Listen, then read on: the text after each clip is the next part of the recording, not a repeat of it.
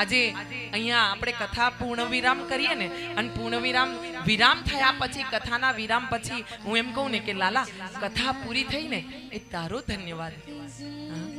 તારી કૃપા ના હોત તો શું હું તારા ગુણગાન ગાઈ શકતે, તારું નામ લઈ શકતે, મારી જીવા પર તારું નામ આવતે. તારી કૃપા છે વાલા.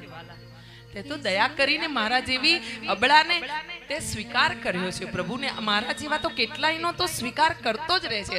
હા, ભોળાનાથને પામવા હોય ને તો કાશી આવવું પડે, હા, ગંગામાં નાહવું પડે, પણ મારા લાલાની ભક્તિ કરવી હોય ને, મારા ગોવિંદને મળવું હોય ને, તો એમાં તમારે કશું કરવું ના પડે, ખાલી એને મનથી યાદ કરી લેવાનો એકવાર, અને એક પોકાર કરવાનો, હે ગોવિંદ, હે ગોપાલ, હે ગોવિંદ, બે હાથ ઉપર કરીને ગોપાલ,